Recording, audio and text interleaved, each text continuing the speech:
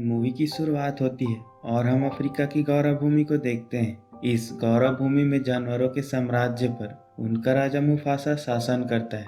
आज मुफासा और उसकी रानी सराबी का नन्हा सावक हुआ है, जिसके राज्याभिषेक में गौरव भूमि के सारे जानवर वहां पर इकट्ठा होते हैं। वे सभी अपने होने वाले नए राजा को देखने के लिए यहाँ आए हैं।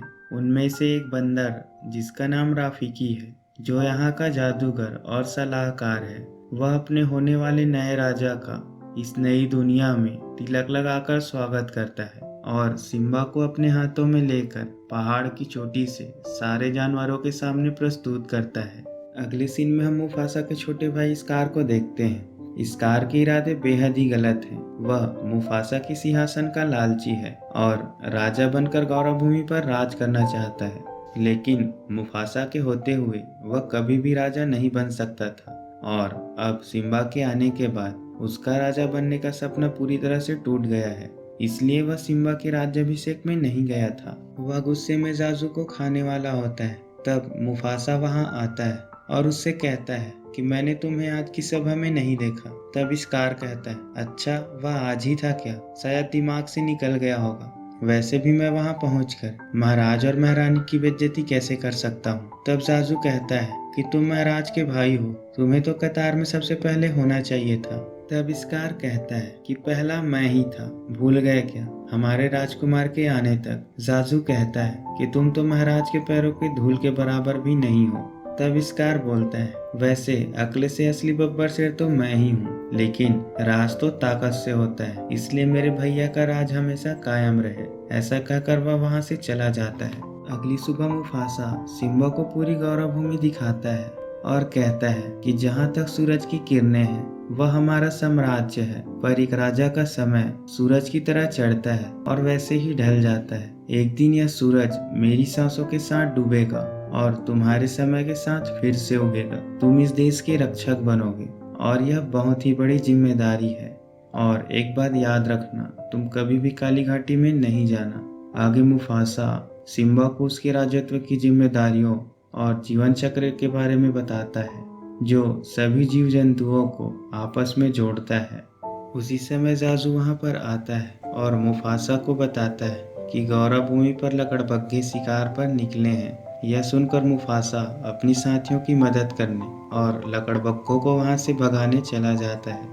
इधर सिम्बा अपने चाचू स्कार के पास चला जाता है। वहां पर सिम्बा स्कार को बोलता है कि आज मुझे पापा ने पूरी गौरव भूमि दिखाई है। जब मैं यहाँ का राजा बनूंगा तब आपको मेरा हुक्म मानना होगा। यह कितना अजीब होगा ना चाचू? तब स्कार उसे कहता है कि तुमने पूरी गौरव भूमि तो देख ली, पर क्या तुमने काली घाटी को देखा है? अगर नहीं देखा तो अच्छा हुआ, क्योंकि वह जगह तुम जैसे छोटे बच्चों की जाने के लिए नहीं है। वह ऐसा जानबूझकर बोलता है ताकि वह सिम्बा को वहां भेज सके और सिम्बा वहां लकड़बग्घों के हाथ मारा जाए। अगले दिन सिम्बा अपनी सबसे अच्छी दोस्त नाला के साथ खेल रहा होता है और वे घूमते घूमते उसी काली घाटी के पास पहुंच जाते हैं। नाला सिम्बा को वापस लौटने को बोलती है, लेकिन सिम्बा काली घाटी के अंदर चला जाता है। उसके साथ नाला को भी वहां आना पड़ता है। वहां पर क्रूर सेंजी के नेतृत्व में लकड़बग्घे उनको खाने के लिए उनका पीछा करते हैं।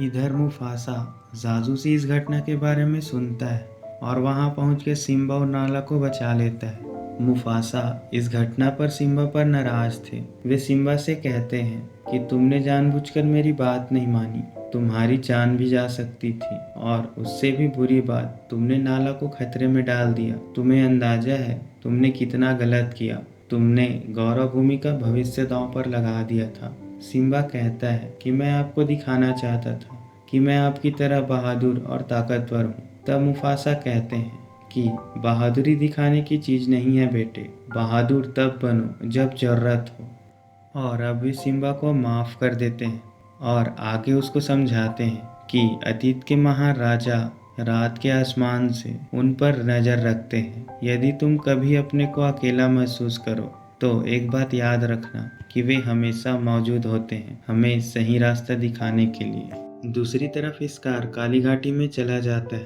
और लकड़बग्घों से समझौता करता है कि यदि वे मुफासा को उसके रास्ते से हटाकर उसके राजा बनने में मदद करे तो वह राजा बनकर उन्हें पूरी गौरव भूमि पर शिकार करने का अधिकार देगा।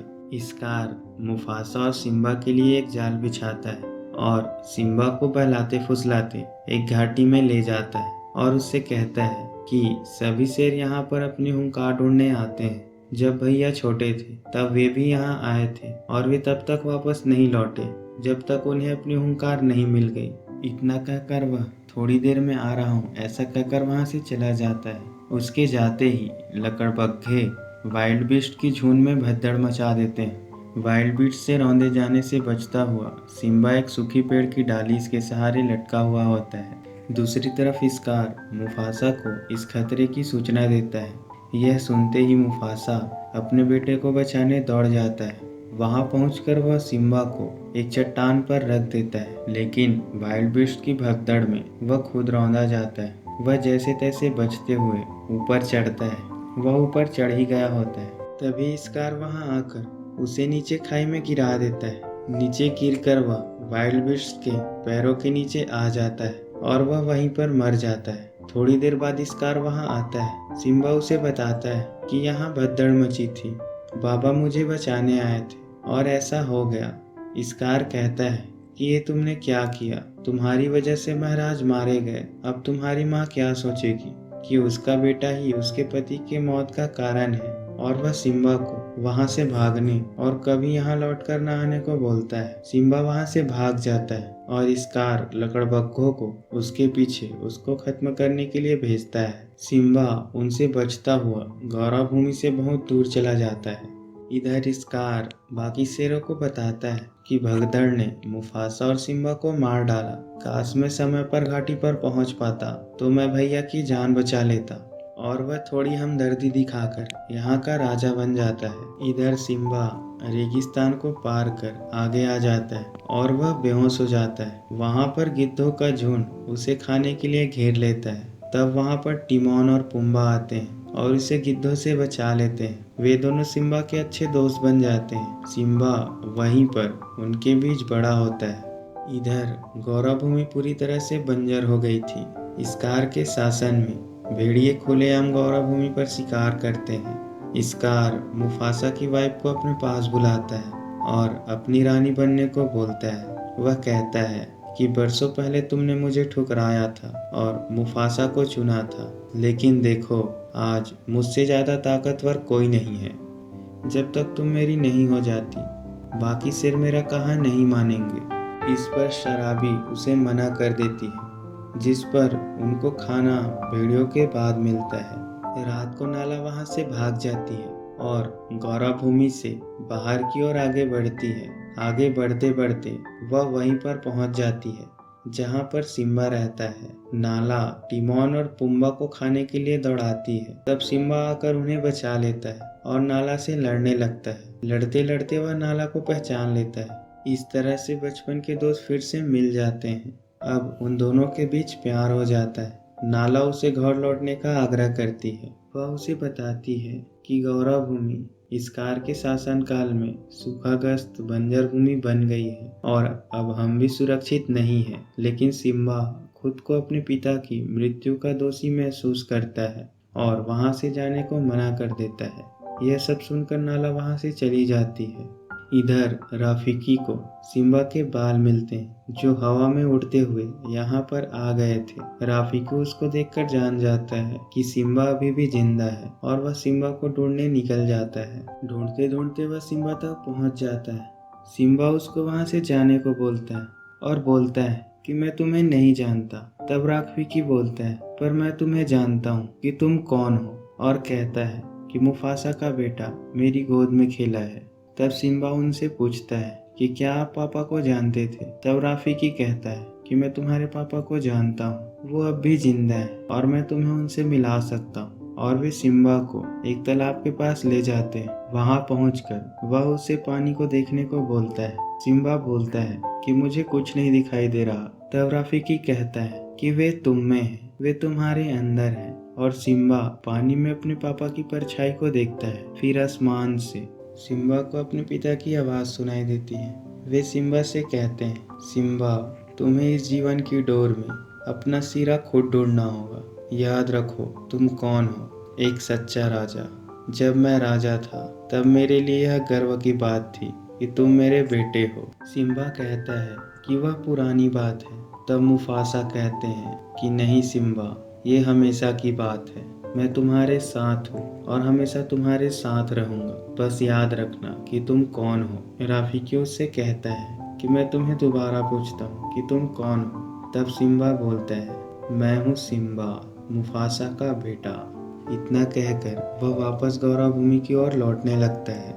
रास्ते में वह नाला से मिलता है और वे गौरव भूमि की ओर आगे बढ़ते हैं। उनके पीछे टिमोन और पुम्बा भी यहाँ आ जाते हैं। लकड़बग्घे वहाँ पर बैठे हुए थे। टिमोन और पुम्बा उन्हें अपने पीछे भगाकर वहाँ से दूर ले जाते हैं और सिम्बा और नाला अंदर चले जाते हैं। वहाँ पर स्कार फिर से शराबी को अपनी रानी बनने को बोलता है। उसके मना करने पर वह उससे लड़ने लगता है। तभी वहाँ पर सिम्बा आता है और अपनी जोरों की हुंकार भरता है। सिम्बा को देखकर सभी सरप्राइज हो जाते हैं। वहाँ पर स्कार सिम्बा को उसके पिता की मौत का गुनहगार साबित करने की कोशिश करता है और उसको ताना मारते हुए पहाड़ की चोटी के किनारे ले जाता है।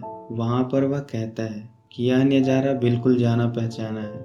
मुफासा ने मुझे ऐसे ही देखा था। उसकी आंखों में भी मुझे यही खौफ नजर आया था और वह उसकी कानों में कहता है कि मुफासा को मैंने ही मारा है।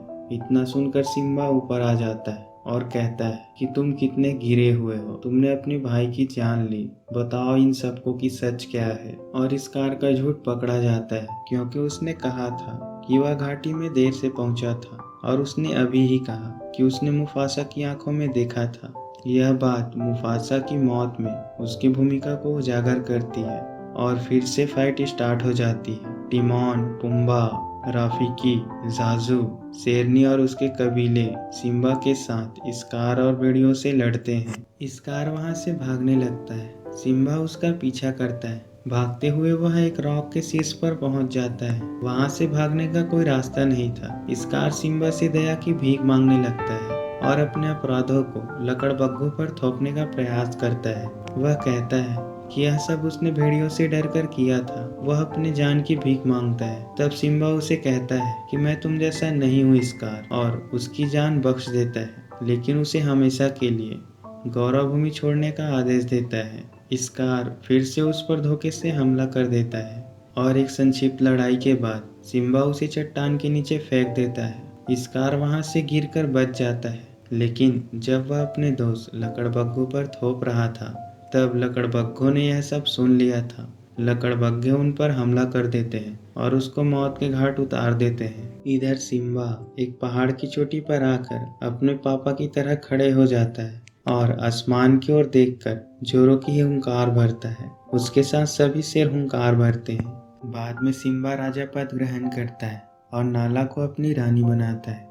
थोड़े दिन बाद स्वर्ण भूमि फिर से पहले जैसे हो जाती है। फिर हम सभी जीव जंतुओं को फिर से हंसते खेलते हुए देखते हैं। वे सभी फिर से उसी चट्टान के पास इकट्ठा होते हैं जहाँ पर राफीकी सिम्बा और नाला के नवजात शावक को वहाँ इकट्ठे जानवरों के समक्ष प्रस्तुत करता है और यह मूवी यहीं पर समाप्त हो जाती है।